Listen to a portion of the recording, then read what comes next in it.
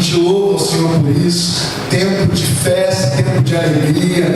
E a gente louva o Senhor por você que está presente aqui, esse povo lindo reunido neste lugar para louvar e adorar o Senhor. E porque hoje é a última quinta-feira do ano de 2023. Houveram irmãos aí que estiveram a cada quinta-feira reunidos conosco, adorando, louvando o Senhor, sendo ministrado pela gloriosa, abençoadora palavra do Senhor. Nosso ministério de adoração, nosso ministério de intercessores, o povo do amor e cuidados, sonorizadores, as equipes que apoiam todas as áreas da igreja, desde a manutenção até os pequeninos. Te louvo ao Senhor por essa igreja funcional, por essa igreja vibrante, por esse povo que ama Jesus, por caminhar conosco nesse chamado. Eu quero te convidar a abrir sua Bíblia no livro de Efésios, capítulo de número 6. Durante todo o ano de 2023, Deus nos fez caminhar sobre uma voz profética. A palavra do Espírito do nosso Senhor Jesus, através daquela que foi a visão e a manifestação da revelação a João, apóstolo de Cristo, que fala em Apocalipse, o livro da revelação, as 7 igrejas muito especiais, 7 igrejas que receberam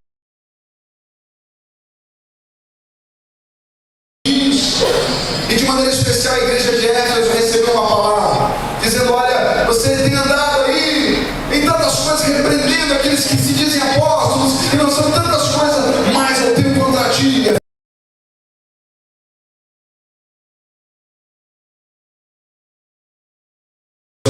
Deus tem nos dado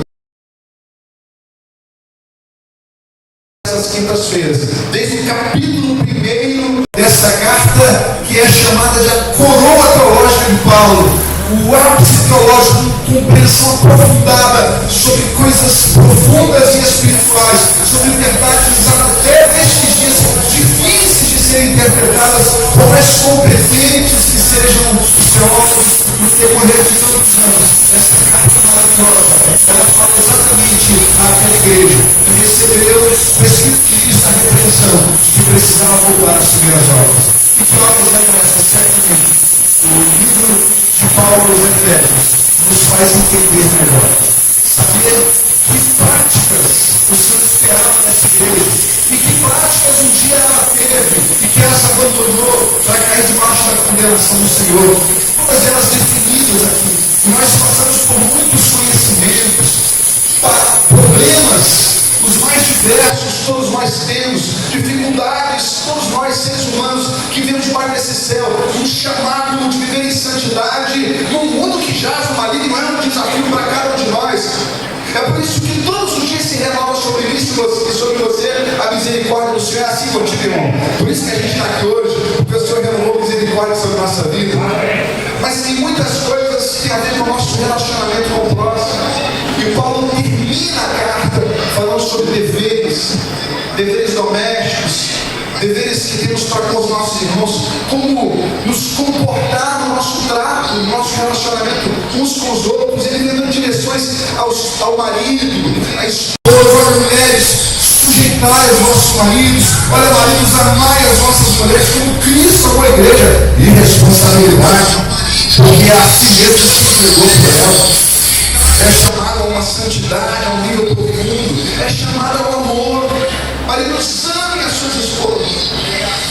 Voltar ao primeiro amor é voltar ao amor pelo próximo, a fazer do ambiente que Deus nos dá uma fábrica de afetos, uma fábrica de frutos, uma fábrica de santidade, porque é aqui que se planta, é aqui que se cultiva e é aqui que se colhe frutos. No céu não colheremos, no céu não pregaremos, no céu não testemunharemos. Toda obra se encerra no caixão, se encerra no pó.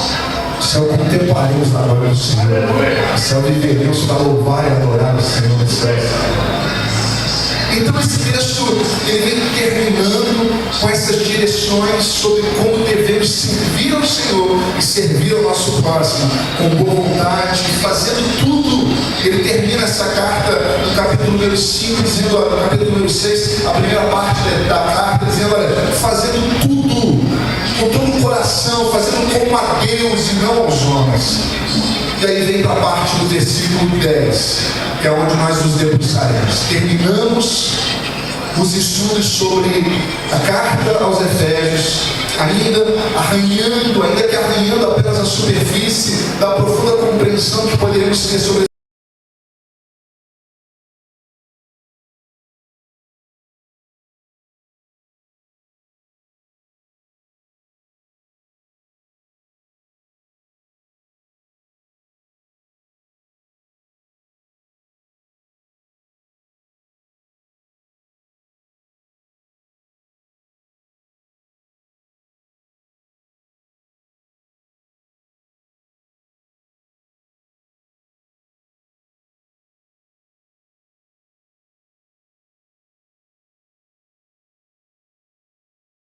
possais resistir ao dia mau, e havendo feito tudo, ficar firmes. Estais, pois, firmes, tendo cingidos os vossos lombos com a verdade, vestido a couraça da justiça, calçados os pés na preparação do evangelho da paz, tomando sobre esse escudo da fé, com o qual podereis apagar todos os dardos inflamados do maligno, tomando também o capacete da salvação e a espada do Espírito, que é a palavra de Deus, orando em todo o tempo, com toda a súplica do Espírito, e vigiando nisto, com toda a perseverança e súplica por todos os santos. Aleluia! Esse texto é marcado por muitas ênfases, e nós estaremos atentando para elas. E nas últimas instruções que este povo abençoado da igreja de Éfeso tem para nos ensinar sobre como resgatar essas primeiras obras, como voltar às primeiras obras, e por isso também fazer florescer em nós novamente a alegria do primeiro amor. Eu quero te convidar a fechar os seus olhos mais uma vez, e nós vamos orar ao nosso Pai. Senhor, nós te buscamos nessa hora porque te amamos. Nós estamos reunidos aqui, Senhor Deus, porque entendemos que a comunhão com os nossos irmãos atrai a Tua presença. Onde estiverem 2 ou 3 reunidos, Pai Santo, ali temos uma certeza: o nosso Deus está. Isso nos alegra. Obrigado, Senhor Deus, porque quando abrirmos os nossos olhos, veremos ao nosso lado, à nossa frente, antes de nós, irmãos queridos, que estão caminhando na mesma direção, no mesmo propósito, entendendo que a nossa luta não é contra a carne e o sangue, mas que existem principados, poderes, hostes espirituais em lugares terríveis com as quais precisamos lutar. Deus, que resgatar as primeiras obras hoje traga-nos não apenas a devoção ideal ao Senhor, o amor que o Senhor espera com que o amemos e amemos uns aos outros, mas que entender isso nos faça sair daqui munidos de toda a arma para toda a vitória. Abençoa a tua igreja neste lugar, espalhado nessa cidade. Abençoa, Senhor Deus, cada irmão que está em seu lar nessa hora, atento à tua palavra. Visita-o com a mesma presença maravilhosa que sentimos aqui neste lugar. É o que oramos, Pai, em nome de Jesus. Amém. Esse texto certamente é um texto que você poderia pregar sobre ele junto comigo.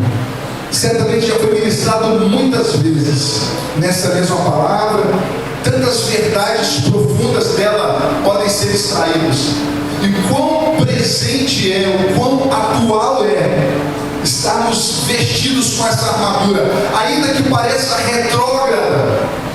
As armaduras dos soldados hoje, que lutam contra mísseis teleguiados, contra drones armados de explosivos, a guerra moderna, que é armada com aquelas visões infravermelhas, visões noturnas, com armas as mais elaboradas, com pistolas, rifles, espingardas, as mais modernas e poderosas, mas ainda assim, esta aqui é a única armadura que eu preciso de verdade para ser vencedor em todas as coisas. Porque ainda que seja necessário um homem pegar armas para batalhar em guerra, ainda que historicamente as igrejas batistas, metodistas e presbiterianas sejam marcadas pelo pacifismo, a grande maioria das igrejas históricas é marcada pela sua posição contrária à guerra. E se preciso for, preço foi pago por isso, para não derramar o sangue do semelhante, para não derramar o sangue do irmão. Mas ainda assim, quando é necessário tomar armas, será então que para nos munirmos de armas espirituais, teremos que ter o entendimento de que nenhuma das armas espirituais que o Senhor nos dá é para nos defendermos deste irmão que Deus põe ao nosso lado.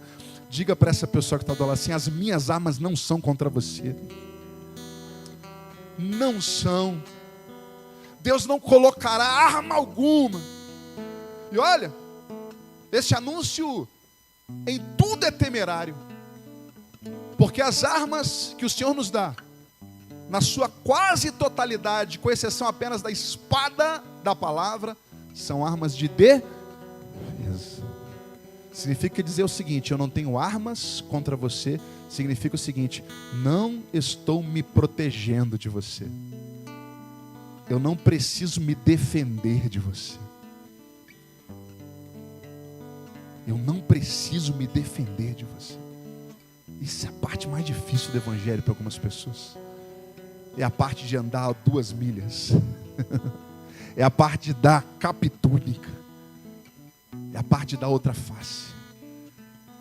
É a parte difícil dos discípulos ali. Diante de toda a covardia, diante de toda a injustiça, diante de toda a maldade que fizeram contra Jesus e contra o movimento maravilhoso do evangelho no primeiro século, e ouvir, na verdade só João pôde ouvir isso, e Maria de perto ali: Pai, perdoa-lhes, porque não sabem o que fazem. Não temos arma de defesa contra os irmãos. Eu não tenho arma de defesa contra o outro. Mas ainda assim estamos em guerra, e esta guerra é terrível, e eu preciso estar fortalecido nela em muitos níveis.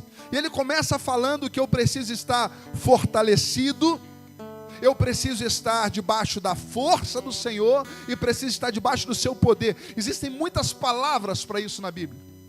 Uma você conhece, é dínamos, o poder do evangelho. É o poder transformador que o evangelho tem, de quebrar forças espirituais. Eu lia agora há pouco, junto com os nossos irmãos que vão se batizar, o livro de Marcos, capítulo 16, aonde no seu versículo 16, ele vem dizer, depois de no versículo 15 dizer: olha, vai pelo mundo, prega o evangelho aí para toda criatura. E aí segue dizendo: porque todo aquele que crê e for batizado será salvo, mas aquele que não crê será condenado.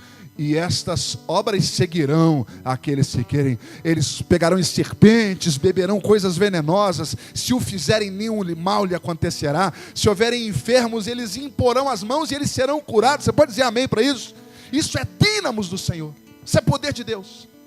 Imporão a mão sobre os endemoniados, repreenderão os demônios, e esses baterão em retirada pela autoridade do poder. Diga poder, dínamos do Senhor.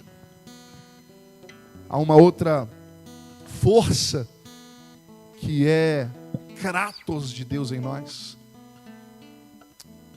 Força para ficar de pé. Esses dias, ali nas atividades da congregação, uma família que está sendo alcançada ali, e a gente está muito feliz com pessoas que têm vindo para Cristo. Aliás, eu acho que essa última quarta-feira foi o dia que mais encheu, né? Estava cheia a igreja, estava feliz. E essa família, essa moça, tinha vindo de uma cirurgia terrível, uma cirurgia difícil, invasiva. E ela tinha recentemente passado por essa cirurgia, né? Eu fui cumprimentar, ela se levantou com dificuldade, abracei. Depois a Eliane falou assim: Júnior, ela está operada. Mas ela foi, junto com o esposo, que está se aproximando, está se convertendo a Cristo. E é maravilhoso ver acontecer isso. E aí, enquanto eu li esse texto, Deus me falou assim: olha, eu coloco esse Kratos, essa força, para ficar de pé, para fazer o que é preciso. Quantas vezes eu vejo no rosto de líderes o cansaço, a dor, eu vejo a luta, às vezes emocional nos olhos, mas os vejo de pé aqui. Eu os vejo fazendo a obra, se liderando suas células, liderando suas equipes, suas redes, seus ministérios. Quantas vezes aqui nesse altar, como estava adorando aqui a Márcia, quantas vezes eu vejo um líder emocionado aqui na frente adorando, quando as lágrimas descem e ele salta e diz: Jesus é bom. Eu falo assim: está passando prova. Hein, Márcia? Eu falo: está passando prova. Quando está muito emocionado, está adorando muito, com muita força, é porque está na prova. E vai passando pela prova dando glória a Deus. E é bom demais. Diga comigo, exousia. Exousia é a autoridade que tem um líder, que tem alguém que carrega um título de nobreza, alguém que entra por portas que mais ninguém entra, porque ele tem autoridade. Ele faz, ele dá comandos, ele dá ordens, ele dá direções e ele é obedecido. Exousia é aquilo que tinha Jesus diante daquele homem cheio de fé que diz o seguinte: Senhor, não precisa ir lá na minha casa não, dá um comando daqui que eu sei que vai acontecer lá, porque eu sou também chefe de muitos, e quando dou um comando todos me obedecem. Eu sei que o Senhor daqui mandar vai acontecer lá.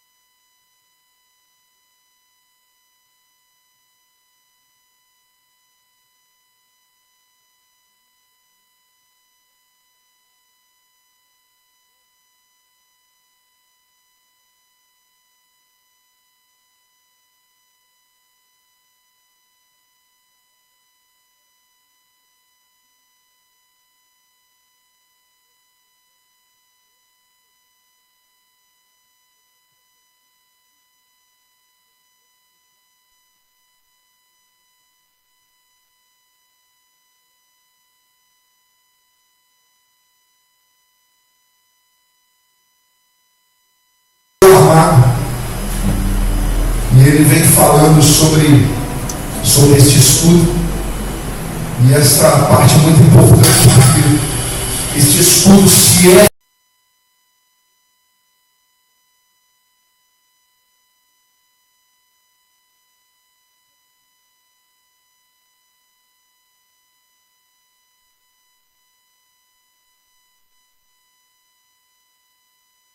tirando o que você veste, a sandália você veste, a couraça você veste, o cinturão você veste. Você não fica abaixando e levantando o cinturão toda hora que vem alguém para atacar. Você veste desse jeito. Agora ele diz, sobretudo ele está dizendo sobre todos os outros. Não que os outros sejam menos importantes. Salvação é importante, o evangelho é importante, mas são obras estáticas. Uma vez que eu recebo a salvação, eu permaneço salvo. Quantos creem nisso, queridos? Se tem alguma incerteza aí, começa a confiar agora. Porque se você tem alguma dúvida nisso, é porque você ainda não aceitou 100% do evangelho de Cristo. Pode ser que você seja um convencido e não convertido. Você precisa desse capacete.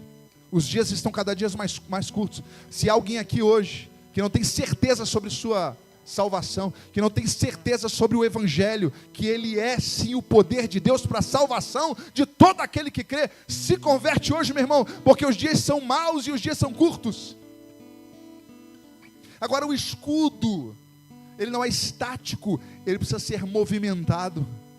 O escudo, sobretudo, representa algo que eu a todo tempo manuseio, e com a habilidade certa, o que o texto diz, capacitado pelo Senhor, esse escudo me dá o poder de apagar ou de conter todos os dardos inflamados do diabo. Sabe o que Deus está dizendo? Se você tivesse se armado com esse escudo e aprendido a usar, nenhuma seta tinha pegado em você. E nós estamos aqui carregando talvez as feridas de batalhas que nos machucaram, que nos enfraqueceram, que talvez tenham roubado de nós alegria, paz, saúde, seja espiritual, seja emocional, seja familiar, seja financeira, seja física. Ele está dizendo, porque o escudo não foi usado de maneira certa. Mas o Senhor está dizendo hoje aqui, nenhuma seta, isso é maravilhoso, nenhuma. O Senhor está dizendo assim, eu posso garantir para você 100% de vitória. Só que a gente chega no final do ano e pensa assim, é impossível chegar sem uma ferida numa batalha. Como é possível chegar ileso? É por isso, ouça aqui, é por isso que o nome desse escudo é fé. Porque se você tivesse usado a sua fé, isso não teria acontecido. Sabe por que eu fui ferido? Porque eu não criei. Sabe por que eu não tenho 100% de vitória? Porque minha fé nem foi do tamanhozinho de um grão de mostarda. Mas hoje o Senhor está me chamando e te convidando. Creia de novo como um dia você creu. Creia de novo com uma fé que pode curar enfermidades impossíveis. E eu quero te convidar a ficar de pé desta hora já de uma vez. Fortalecei-vos no Senhor, na força do seu poder, e revesti-vos, veste de novo. Se veste outra vez, se imune outra vez dessa arma, se imune outra vez dessas ferramentas, você vai vencer. E o apóstolo Paulo termina dizendo assim, e ora em todo o tempo, com toda oração e súplica no Espírito, vigiando nisso, com toda perseverança e súplica por todos os santos. Depois ele vai dizendo, e por mim também. Orem por mim, que sou ministro, para que me seja dada autoridade no falar. Orem por mim. Esses dias, enquanto eu preparava essa mensagem, Deus me deu um entendimento. Toda a súplica, orar em todo tempo, toda a oração, significa que orar a todo tempo é toda a oração, significa que em todo tempo há uma oração a ser feita. em todo tempo. A palavra dele aos Filipenses sobre oração constante que nunca acaba, significa que o Espírito Santo falou isso tão claro ao meu coração: em todo tempo a oportunidade para oração, em todo tempo a oportunidade para o milagre, em todo tempo a oportunidade para batalhar essa batalha. Qual é a oração que você precisa fazer hoje? Será que é gratidão? Será que é uma oração de cura? Será que é uma oração por um sinal do impossível do Senhor? Será que essa oração de hoje aqui é oração pelos santos? Será que não é por você? Será que é por essa pessoa que está do teu lado, atrás de você, à sua frente? Que oração é essa hoje que eu vou fazer? Que súplica é essa que o Senhor me convida a fazer em todo o tempo, toda oração e toda súplica no Espírito, e vigiando e perseverando e suplicando por todos os santos? O Senhor me convida a isso hoje. Mas antes eu gostaria de fazer uma oração por você. Eu gostaria de te convidar num ato profético, se você quiser fazê-lo apenas, que eu colocasse a mão sobre a sua fronte. Coloca a sua mão assim sobre a sua cabeça hoje, num ato profético, só se você crê. Não se sinta incomodado. Ah, pastor, eu não sinto que isso vai fazer diferença na minha vida. Vamos fazer o seguinte, vamos arriscar hoje. Vamos crer que esse Espírito do Senhor, que fala através da sua palavra, não é o pastor Júnior falando aqui não, é o Espírito do Senhor se movendo em nosso meio hoje. Espírito Santo do Senhor, a começar pela fronte, Senhor Deus. Há pessoas que caminharam debaixo de dúvidas e incertezas sobre o que o Senhor tem para as suas vidas, sobre o seu ministério, sobre o seu chamado, sobre as suas convicções. Pai Santo, protege as frontes. Pai Santo, há um ministério, há um chamado, esse é um salvo. Ela é salva pelo sangue da cruz, pela cruz de Cristo, por uma obra que não é das nossas mãos, uma obra que não é das nossas obras, uma obra que é feita na cruz. Está munido. A justiça sobre ele, a fé em suas mãos faz ele usar. Há uma espada poderosa, precisando ser brandida. Há uma espada poderosa que inflige temor em principados e potestades. Seres malignos tremem diante destas mãos, munidas das armas do Senhor. Pai Santo, dá autoridade, que da planta dos pés ao topo da cabeça, a tua armadura venha tomando essa vida agora. Venha, Senhor Deus, em todo o ambiente de sua vida, Senhor Deus, dá habilidade a estas mãos para usar este escudo e esta espada, Senhor Deus, e que toda seta, todas elas sejam bloqueadas. Este ano ainda não acabou, Senhor Deus, há guerras a serem vencidas. Este ano não acabou, Senhor Deus, há batalhas acontecendo na mente, no coração, nas famílias. Há batalhas acontecendo nos ambientes celestiais, no mundo espiritual. E essas armas serão úteis e poderosas. Toda a armadura e todo o revestir do Senhor seja sobre este homem, essa mulher, sobre esse jovem, sobre essa jovem, nessa noite, em nome de Jesus. Amém e amém. Quantos creem no poder de Deus nessa noite? Existe uma autoridade que o Senhor nos dá. Eu quero pedir ao Senhor que nessa hora se derrame sobre você uma autoridade para usar essa armadura. Esse ano ainda não acabou. Você crê nisso, querido? Amém? Eu estou dizendo, não acabou mesmo. Existem batalhas que estão sendo travadas aí intensamente, todos os dias. Entra nessa guerra aí também. Começa a batalha, entra nos territórios onde ainda existe uma obra a ser vencida, existe algo a ser terminado. Entra lá e entra em guerra, porque o Senhor te armou de armaduras espirituais nessa noite, e Ele vai te dar vitória em todas as coisas. A Ele interessa isso, porque toda honra e toda glória será dEle ao final dessa batalha. Quando o gigante cair, quando a muralha cair, o nome dele vai ser exaltado no final. Amém, querido? Dê uma salva de palmas ao Senhor, em nome de Jesus. Pode se sentar no seu lugar. E eu vou convidar a Liane para estar falando sobre as últimas atividades do nosso ano. Nessas atividades aí eu espero ver cada um dos irmãos aqui felizes. A gente encerrar esse ano em vitória em nome de Jesus. Amém. Então, nesse domingo, irmãos, nós teremos atividades de culto. Lá na nossa congregação, nós vamos ter somente culto da manhã, que acontece às 9 horas da manhã, e não teremos a atividade das 18 horas. E aqui, na nossa sede, nós teremos o culto da manhã, que acontece às 10h15, o culto vai ser normal, e o culto da noite, nós estaremos fazendo uma alteração de horário. Não vai acontecer o culto da noite às 19h30, mas nós teremos aí o início do batismo a partir das 21h30. Então, todos aqueles que vão se batizar vão estar chegando um pouquinho antes.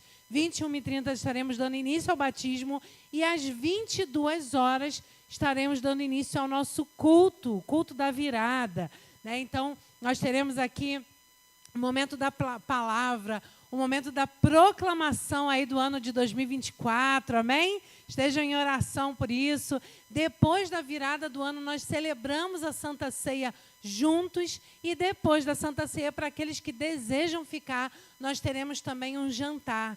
Então, você que deseja participar do jantar, esteja me procurando para que eu possa te explicar aí como que vai acontecer a questão do jantar.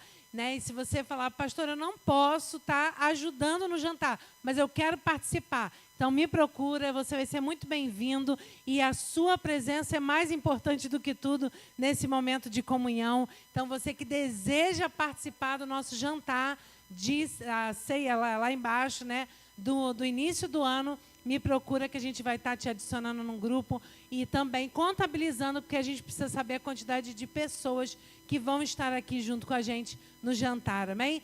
Faça parte das atividades da nossa igreja, tem sido tempo de crescimento, tempo de comunhão, tempo de bênção, e você, a sua presença faz toda a diferença no nosso meio, amém? Queria te convidar a se colocar de pé nessa